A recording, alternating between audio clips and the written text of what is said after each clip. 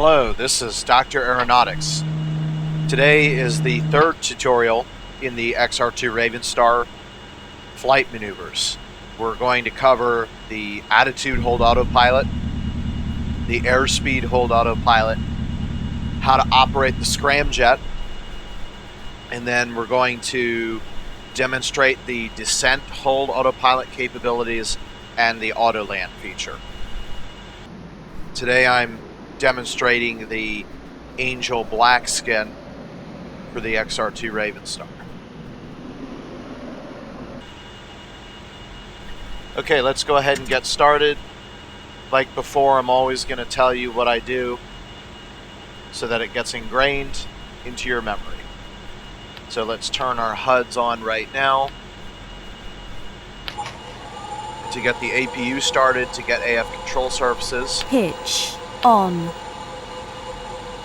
Disable the cooling hatch. Using onboard O2. And now we can turn our lights on.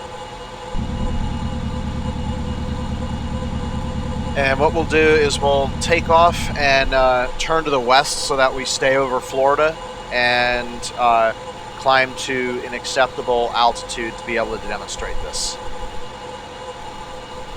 Throttling up. 100 knots. V1. Rotate. Alright, pulling back on the stick or press 2 on the keyboard. Lift Immediately off. gear up, reducing power. Not that much. Warning. Gear deployed. Gear up and locked. I need a better throttle control. Okay, we're going to make a left turn to 300.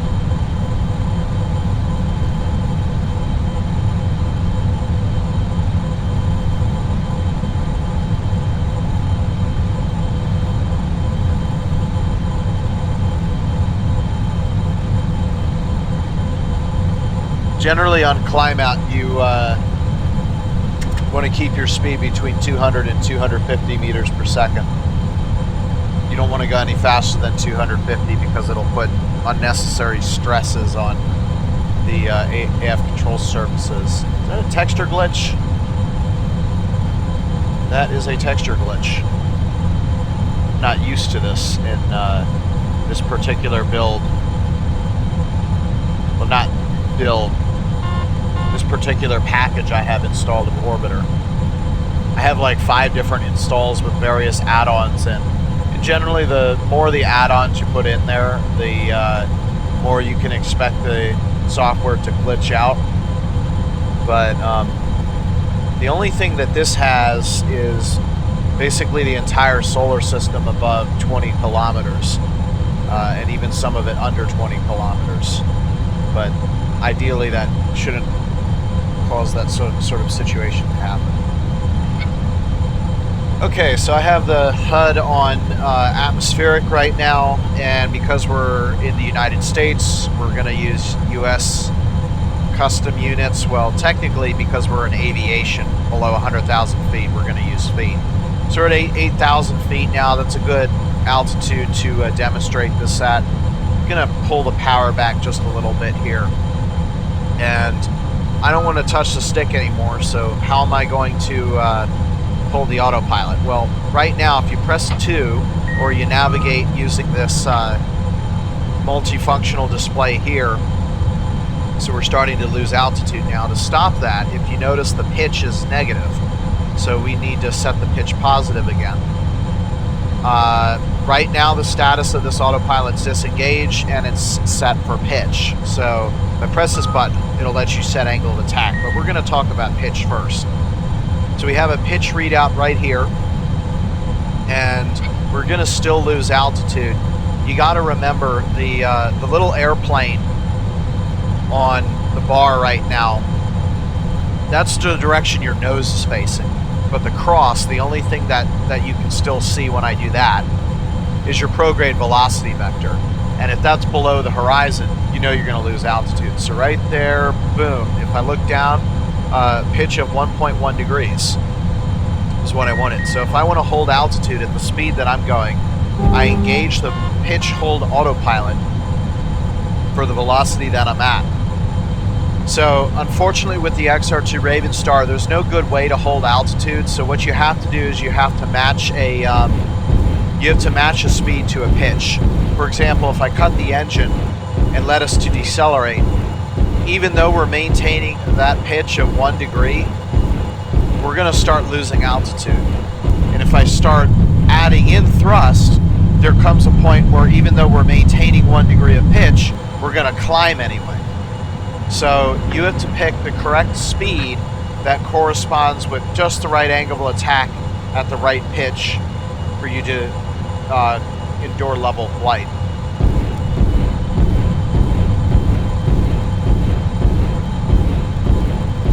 So in the case of being at about 7,300 feet, which is where we got it engaged, you can see the pitch and angle of attack are very much the same.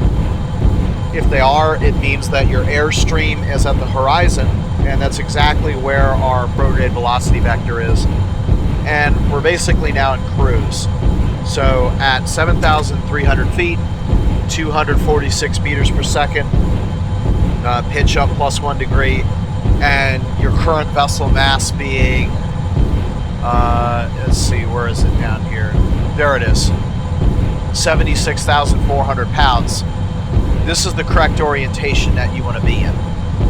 And you hear that it's using the RCS, which is kind of annoying. There's no real way to disable that, but what you can do is add a little bit of elevator trim, you see, by pressing the delete key. And what that'll do is that'll counter the desire for the ship to pitch down. So let's go ahead and reset that, and I'll demonstrate it a little bit more. So let's say we wanted to climb. So if we wanted to do 10 degrees, we do plus 2.5 a number of times. We got to 8.5. 1, 2, 3. There's pitch plus 10 degrees.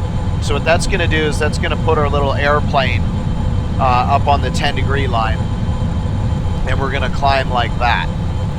Now, eventually at some point, I haven't increased the throttle. So what's going to happen is we're actually going to decrease in speed, and eventually we'd stall out and not be able to maintain.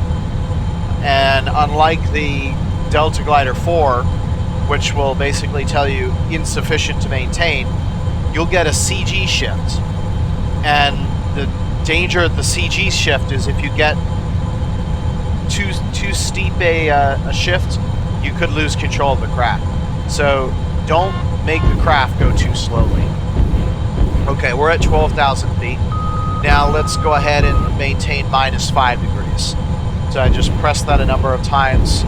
Now we're going to go down to minus 5 degrees.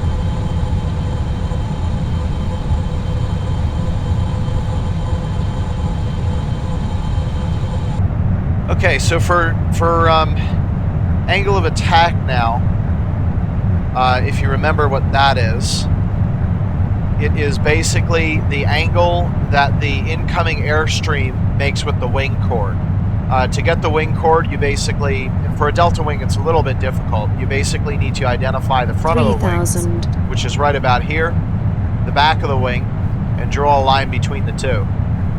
So if the air is coming directly in front of us and passing over the wing, we have an angle of attack of 0. Even if we're in straight free fall at minus 90 degrees, as long as the air is coming exactly edge onto the wing, we have an angle of attack of 0. If we encounter the air at some angle, then you have a given angle of attack. So there's always going to be an angle of attack. Even if I ask for the angle of attack to be set to 0, we can't really do better than negative 0.79 because of the speed we're going. If I increase the speed, you'll see then that the angle of attack can decrease quite a bit. So now this becomes useful during reentry, and you need to be careful when you're flying in an atmosphere of setting an angle of attack too high, because you note if I say set it to plus 2.5, Well, we're now going to enter a pitch up situation, and we're going to keep pitching up until we lose enough velocity that we reach an angle of attack of 2.5 degrees. And at some point you reach what's known as the critical angle attack. So if I set it to 10 degrees, you see now we're having a CG shift a little bit, and this situation will get worse and worse and worse until we get into an out of control situation where we're basically spinning. So before that happens, let's go ahead and reset the angle of attack. And now you can see, you know, it's only 1.7 degrees, but we're at plus 40. Information. APU fuel 80%. So by setting your angle of attack relatively low, like maybe we'll say 2.5 degrees, it's actually impossible to stall out, because as we begin to arc over at the top of our climb, we're going to come back down. Basically, when I do a zoom climb in the F-104 Starfighter, what I'm doing is I'm following the angle of attack between 2 and 4 degrees. If I violate 4 degrees, I get the stick shaker, and basically you get a stall, and when you stall out at such a low speed, you can leave the airstream altogether, and then that leads to a spin.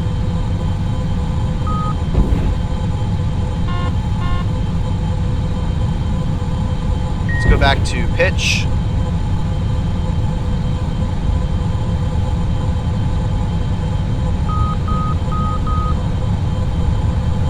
Allow us to accelerate again. So this has a secondary function too. I can also bank using the autopilot as well. If I press these keys, it'll allow us to bank. And there are keyboard shortcuts. I don't use them though, because I don't normally fly using the keyboard. But if I open up the data HUD, then you would be able to see it.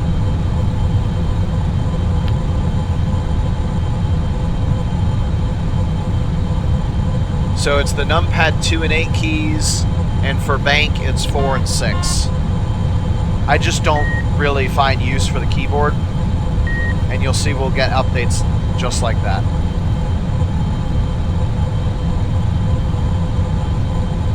Okay, so let's go ahead and level off now.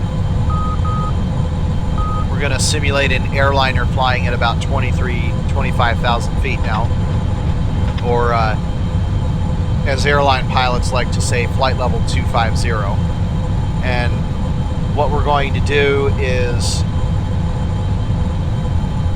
press 0 or navigate to it.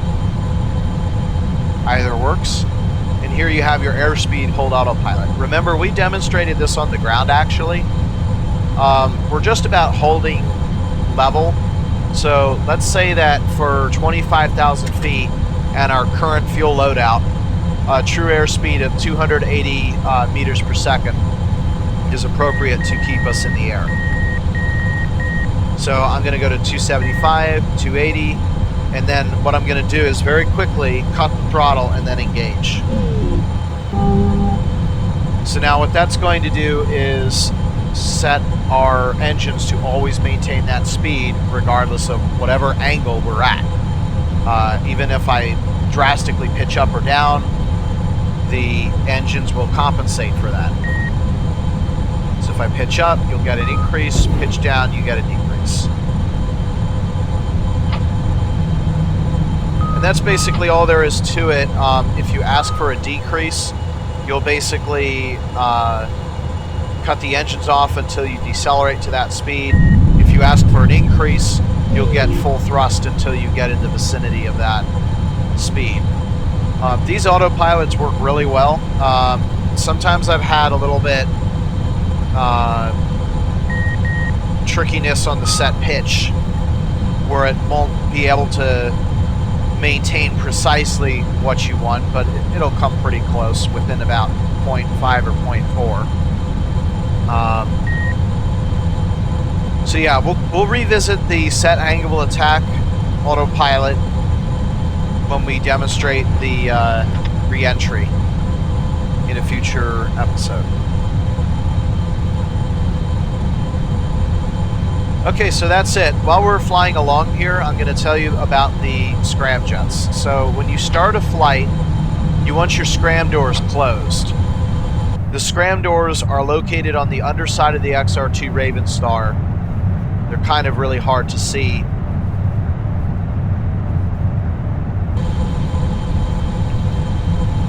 But you generally want those closed because it's going to cause drag.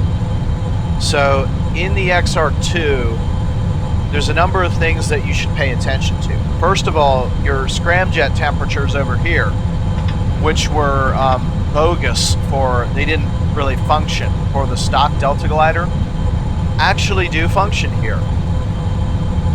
And this is Kelvin times 100, which means that number over there, 60, that's 6,000 Kelvin, or about 10,000 degrees Fahrenheit. So we're talking very high temperatures. So when you start off, you have it closed, and then down here you have a few pieces of information that you want to pay attention to. You can actually gimbal the scramjets. They're not going to do anything right now. Gimbal them up and down as I've demonstrated. The exhaust ports for those are on the underside and the back here. Those that sort of red glow. That's the rear of the scramjets. If I go ahead and center that, that will center the exhaust nozzles. So below we have our actual thrust here. It doesn't work because we have the scramjets closed, or the scramjet doors closed. And currently I have an autopilot enabled, which means I can't actually adjust the scramjet engines right now, even if I wanted to. Although I could click Scram doors are closed. So there you go. They won't come on because your scramjet doors are closed. Next to that, you have the fuel efficiency. So generally on the right, you have flow in kilograms per second. That's related to your thrust. So if you have a flow of 9, it means that you are getting the maximum amount of thrust for these things. And the scramjets can actually be more powerful than your main jets under certain circumstances.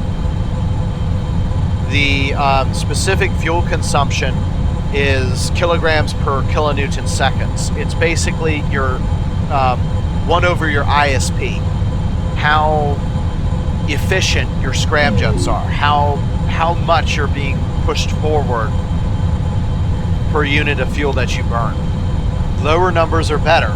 Generally, if you have a higher flow, that doesn't necessarily affect your thrust-specific fuel consumption.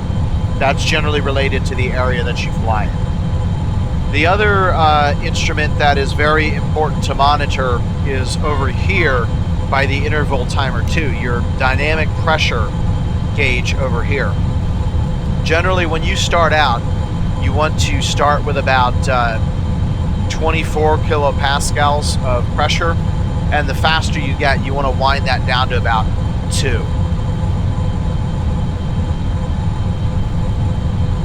So the next thing I'm going to do now is disable our autopilots and demonstrate to you the scramjets.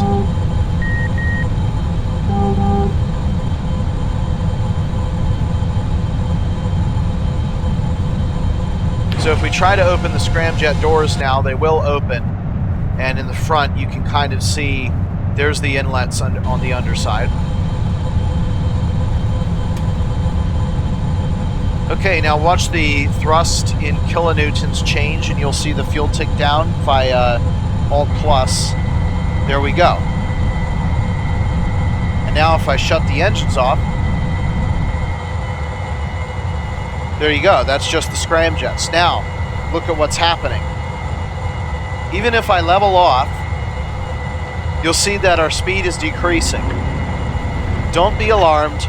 You have to reach Mach 2 to 3 for the scramjets to work properly. So they're not going to work now no matter what we do. So shut them off. It's a waste of fuel to have them on right now. Close the scramjet doors. And that's a good habit to get into, and I'm going to show you why later. We're going to increase the thrust, and we're going to accelerate to about Mach 2 to 3. And when you do this flight, you want to not be flying above Mach 2 at lower altitudes. So we're going to climb out to about, so if you notice our dynamic pressure is ticking way up right now.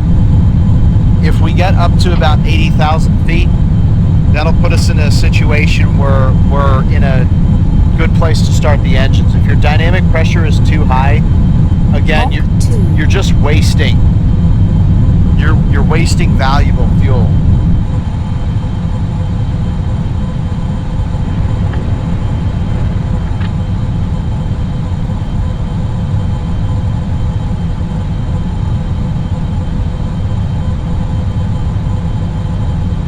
So what are the advantages of using the scramjets over the mains?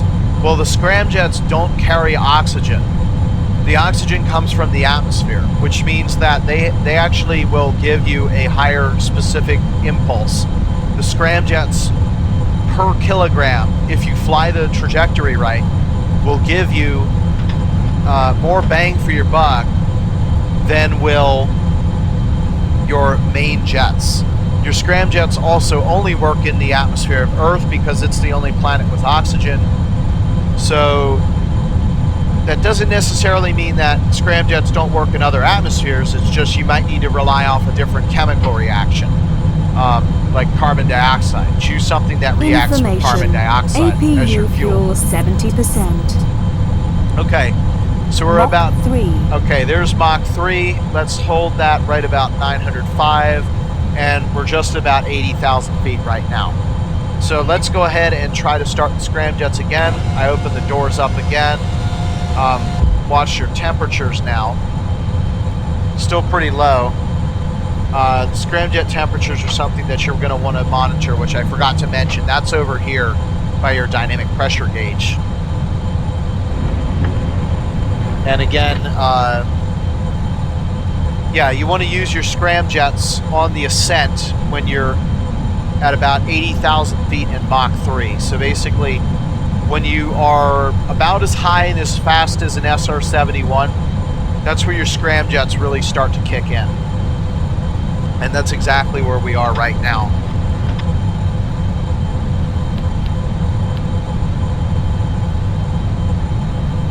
Always make sure you use as much scramjet fuel as you can on your mission, unless you're going to be flying in a breathable atmosphere, because you definitely want to eliminate all the excess scramjet fuel before you use your mains again, because it just wastes fuel. Okay, speaking of wasting fuel, let's go ahead and turn it off. I'm going to cut the main engines now. We're just barely accelerating above 1,030 meters per second. We're at 79,000 feet and Mach 3.5. Let's try it. Okay, look at the speed. We're now increasing. We're now in a situation where the scramjets have taken over and we're under our own power. So at this point, I would advise going to display 3, where you can see the temperature display, and use Celsius. Notice our dynamic pressure started at 24. Now it's ticking up to 30. Our flow is increasing. Our thrust is increasing. We're now accelerating at greater than 1G. Monitor that dynamic pressure and that temperature. So right now, I'm actually going to throttle the scramjets back because we're actually accelerating too quickly. So we're going to use a steeper angle here. We want to get the dynamic pressure down to about 20. And don't go up too quickly, because you'll leave the atmosphere and not be able to return. If that happens, the scramjets will not be able to feed themselves, and you'll be wasting time and fuel. 6. Okay, throttling back up again. So, good. Our dynamic pressure should very slowly tick down. You start with a steep angle, and over time you'll decrease that. Mach 7.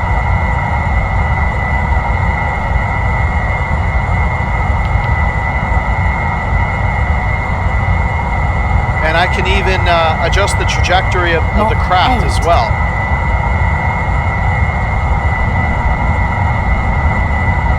When I'm using this.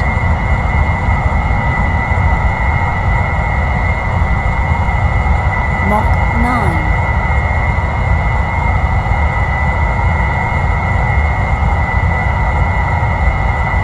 Okay, we're now at 3 kilometers per second. Or if you prefer Mach 10. miles per hour, we're at 7,500 miles per hour.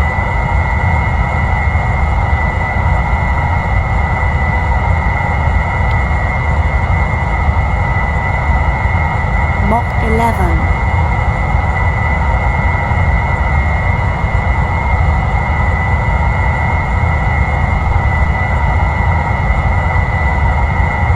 See the way I'm just slowly decreasing my dynamic pressure? Rotation, in fact, we're going to have 12. to turn the reaction control system off, or on rather. We're getting that high. So we're now down to about 10, and keep ticking that down. Mach 13. All right, so notice your scramjet diffuser temperatures are now starting to rise. We're at about 4,000 Kelvin, as you can see on the gauges.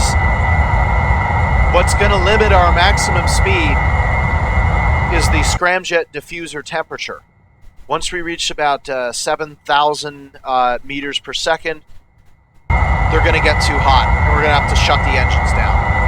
However, my destination Mach we might be able to 15. reach before we run into that situation.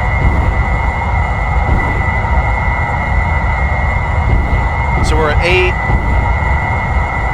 Notice the specific fuel consumption is going up, Mach 16. so we're kind of leaving the area where the scramjets are now fuel efficient as we get higher and higher and faster. Mach 17. So now I'm going to look to decrease the dynamic pressure to about 4 kilopascal by continuing to increase my pitch angle here. And very soon, 18. we're either going to hit the temperature limit or I'm going to reach where I wanted to reach.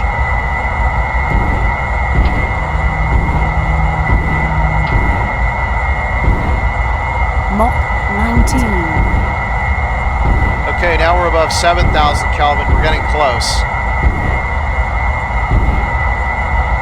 All right, the engines will not shut down when you get close, so we're now down to 3. There it is. When it's yellow, you have to cut the scramjet engines back.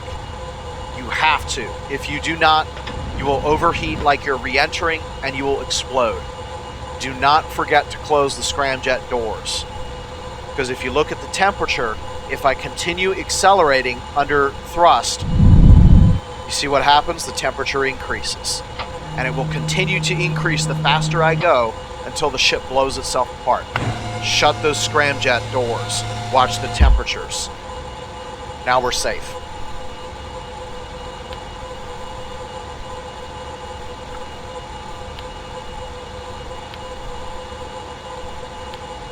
And I got a copyright claim on this, so I'm going to go ahead and turn that off. If I change this, you'll see we're actually in a suborbit right now.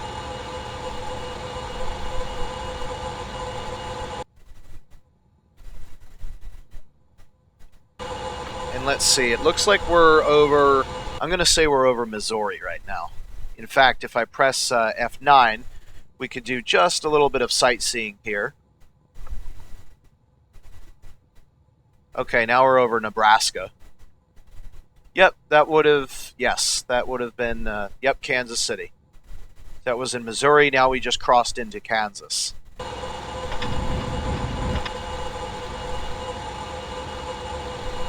Okay, temperature's increasing. We're going to do a little bit of a re-entry now. So what we've got to do now, remember I said we're going to talk about the angle of attack indicator. We're going to set a very high angle of attack of 40 degrees. We're going to make sure that the APU is still running because it needs center of gravity shift. We're now out of the atmosphere. I'm going to brake the airstream and slam us up at 40 degrees for the re-entry attitude.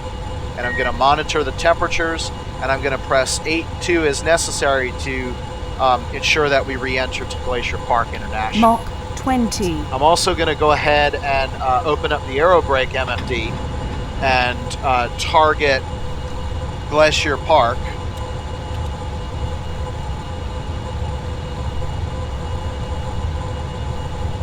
And it looks like we've got a really good angle where we are now. We still got plenty of fuel on board, so we'll just monitor that, and here we go. 19. We're now in a re-entry pattern.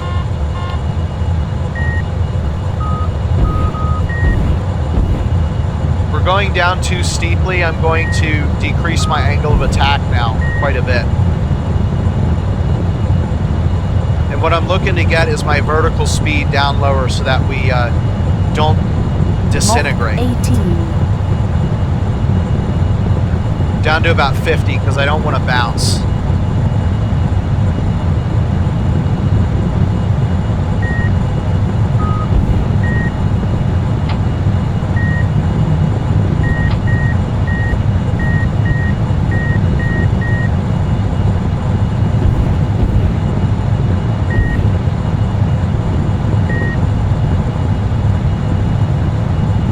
Mach 17.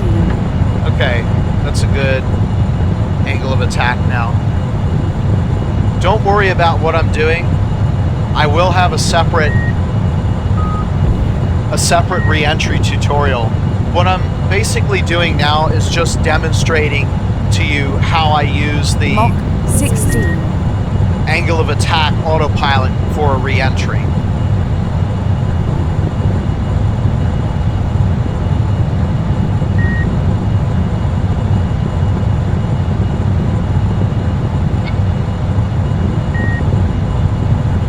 So I'm hoping to come down right over Maria's Pass. Just a little bit before then.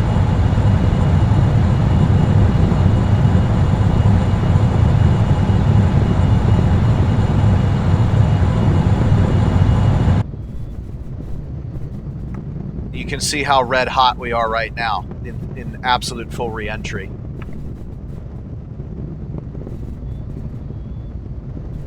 Okay, let's see if I can start. Great Falls, Helena. Okay. So we're going to be crossing into Montana very soon. I need to monitor. Information. APU fuel 60%. Yeah, I could actually hear and see my temperature getting Mach higher. 12. So you got to watch that vertical speed and make sure that you're not going to end up in a bad situation.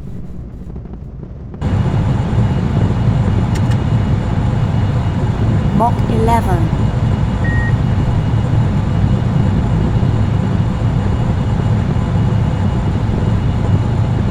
I can also add the bank now, and when I use the bank, it will allow Mach us to 10. head towards a different site, left or right of the track. The space shuttle would do this too, but you got to watch it because your vertical speed Mach 9. will drop because you're losing lift capability. So do watch that.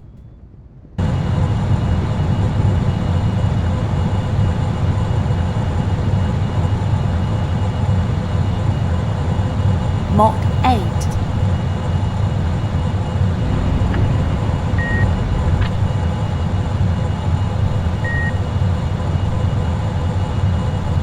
Okay, we're getting pretty close to dropout now. Mach 7.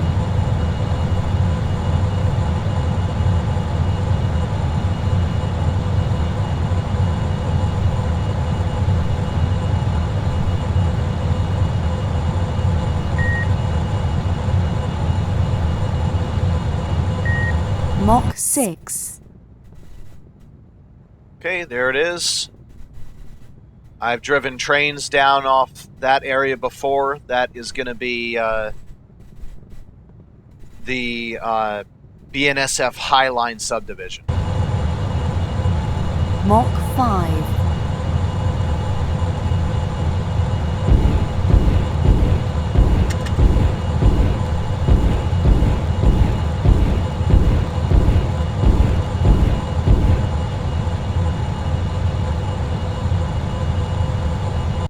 Can't remember if I said driven trains in Train Simulator. Just wanted to make sure that was clear. All right, so we're gonna let the craft settle into the atmosphere before we try to start decreasing our angle of attack. You have to be careful when you get very close to the end, because if you notice, we have quite a large wing load, and you don't want to get into a situation where you leave the angle of attack. If you disengage it suddenly, you'll get a wing stress that is almost unrecoverable. So you have to be careful when you drop back into the atmosphere exactly where you perform that. We're getting pretty close now for Mach 2, so I'm just going to very gently and slowly decrease this. And watch that wing load's coming up. We just want to make sure when we get that prograde velocity vector, we don't cause a critical wing stress, because that's pretty bad. It will spike as the airstream reattaches. Just very slowly. Don't do this too quickly. Don't do it too late either, because you will go splat. All right, there it goes, spiking. Okay, that's it. Airstream is now reconnected, disengaging. And actually, I can disable the reaction control system now.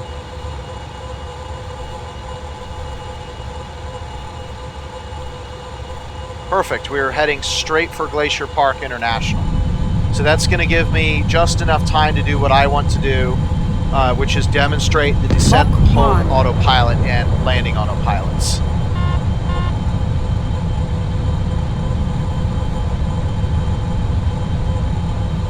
Okay, we stable now? Good, we're stable. So we come over here to 1, you'll see the descent hold autopilot here, and I want to make sure that we're actually going slow enough to be able to open up the hover doors.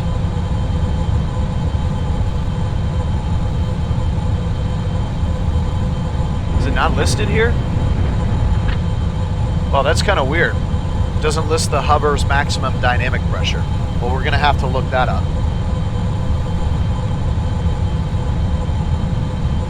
If you open the XR Flight Operations Manual and scroll to the end of the document, you should see all the limitations on everything.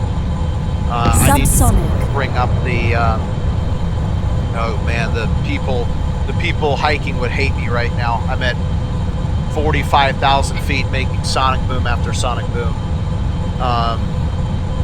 Actually, that's not how it works, but regardless, I shouldn't be above Mach 1 when I'm this low.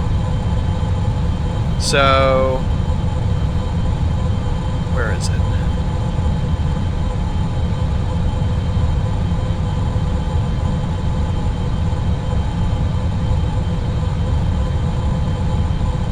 That's weird. It's actually not listed.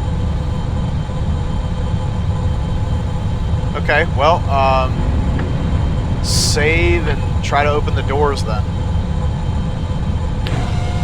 Okay, we're good.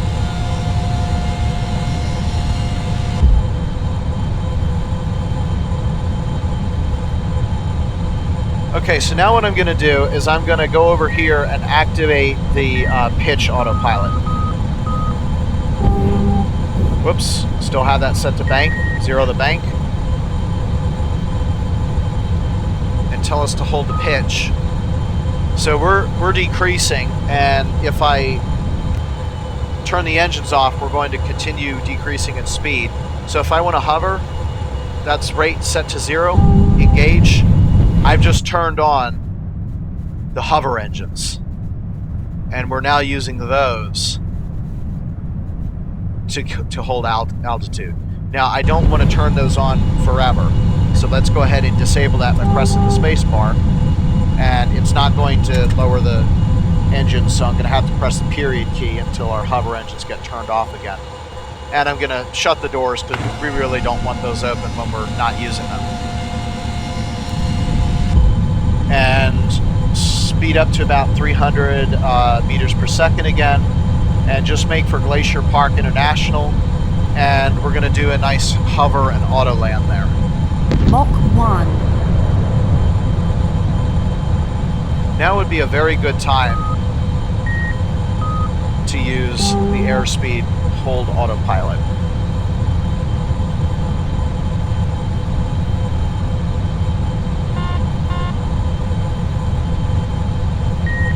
So this descent, hold autopilot, you can use it to take off and land.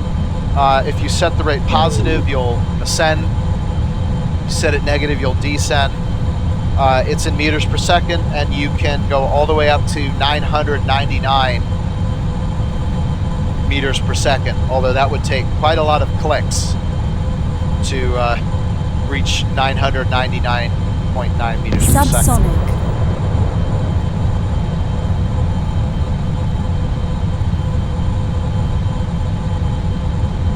We're below 30,000 feet now. We can drop out of the Mach 1 range now. That should be our final transit through the speed of sound.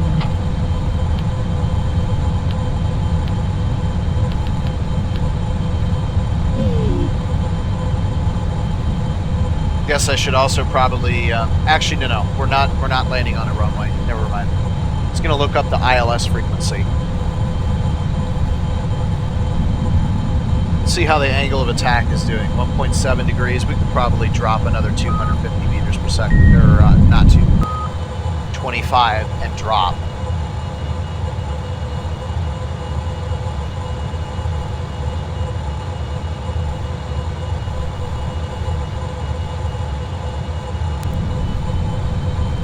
I'm also going to open up the retro doors, and you can get a demonstration of what a landing would look like on Mars or on a planet where there's no runway. Now, do recognize that the hover engines have their limitations, right? They have to be strong enough to lift the craft, the entire weight of the craft. So what that means is if your gravity is too high on a planet, that your weight overcomes the strength of your hover engines, you may have no choice. You may have to get your, you may have to take off using lift alone. There's also situations where you might end up in a condition where, let's see, I talked about the high gravity situation. Oh yeah, the high pressure situation. So it might be that you're on a low gravity planet, but the pressure is so high that you can't develop adequate chamber thrust delta to be able to lift off. And if that happens, you're kind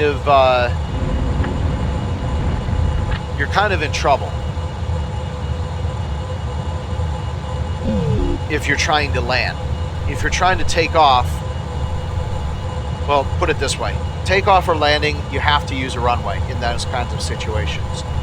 If you have a very high gravity planet and no atmosphere, that makes it darn near impossible for this craft to land and take off. That's really hard because now you have to kill 7 kilometers per second. You're basically like an anti-rocket with no way to slow down except by hover thrust alone. Information. APU fuel 50%. Probably pretty unlikely that you're going to be visiting that planet.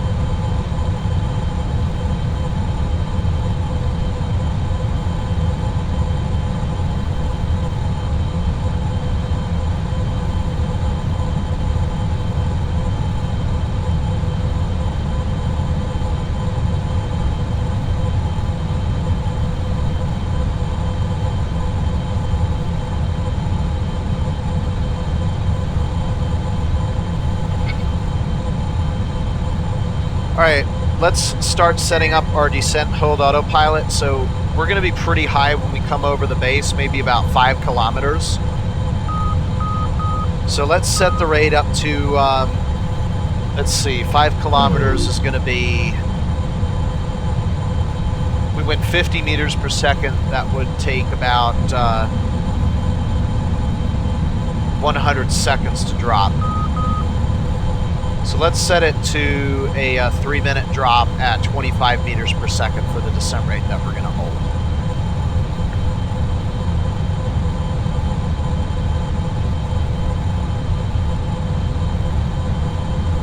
and see what we have available at Glacier Park. Just runways. See if we can find a nice spot of tarmac down there. Oh, that must be Flathead Lake. It's not labeled. Neither is Kalispell. That's kind of weird.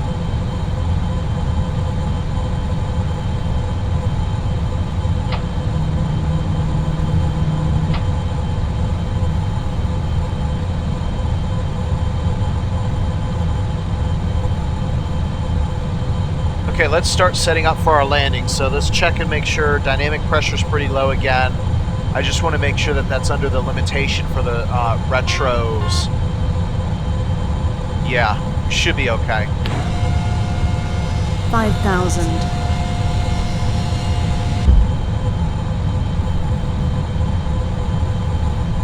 And these things drag like crazy, so you have to add quite a lot of pitch up to counter that.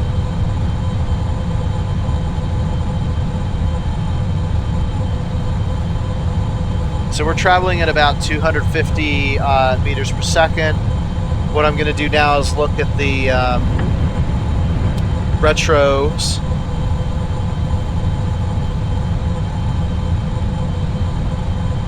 And we're going to need, let's see, 12 by 224 is going to be about 24.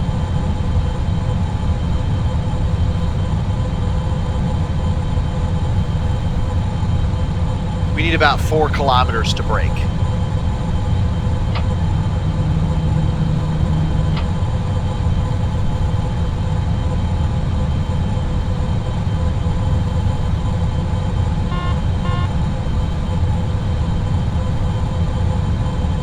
So the next thing I'm going to do in order for autoland to work is I'm going to engage the pitch hold. We're going to set that for 0 degrees 4,000. pitch.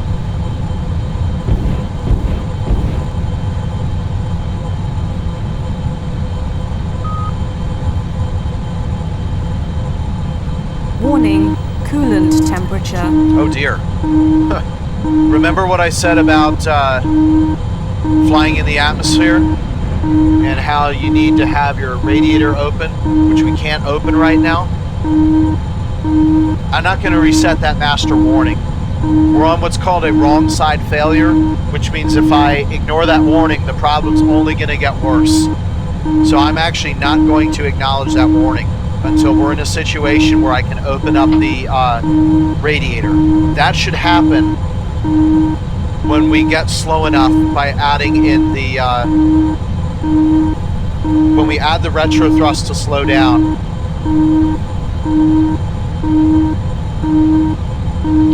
We just want to make sure that doesn't get to 90. If that gets to 90, we're going to have to slow down anyway. Just about time. We're at 12 kilometers. All right, at this point now I'm going to set our rate here. Descent hold for negative 25. Engage. And we're going to cut the engines. We're going to disable the autopilot and cut the engines pretty soon. 7 kilometers. Disabling the autopilot here for airspeed hold.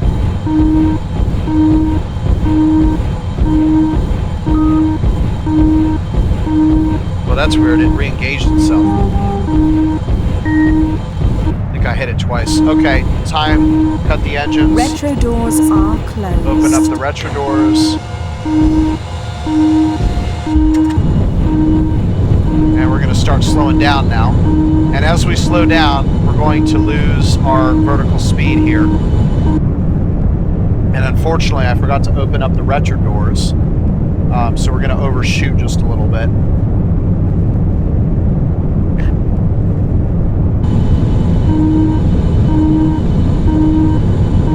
Alright, our dynamic pressure is now sufficiently low. 3,000.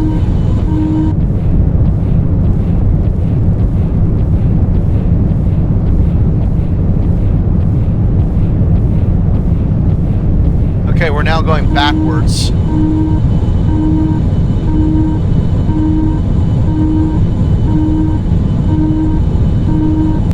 Alright, we can safely open up the radiator now.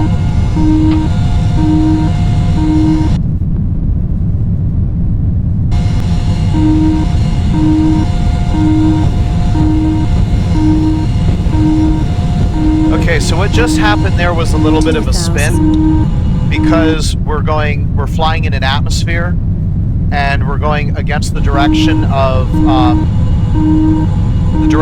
airstream. We're going to get flipped around. So that's what you just saw there.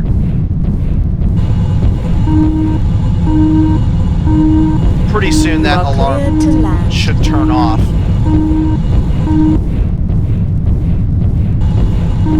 Rotation.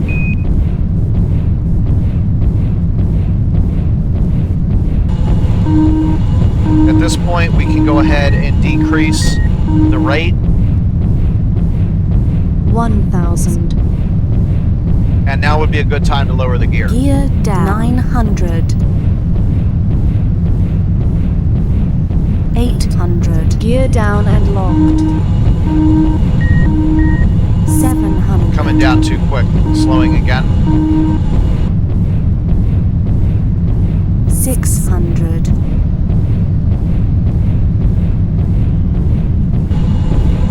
500.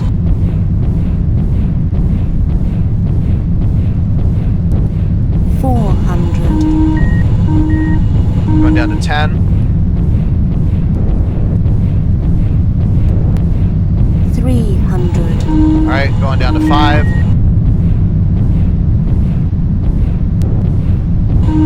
Watch your fuel when you're doing this because it burns a lot of fuel. Alright, we should be pretty close. We're going to be below 80 very soon. 200. Okay, going down to 2.5. Shoot, where's the minus key? There it is.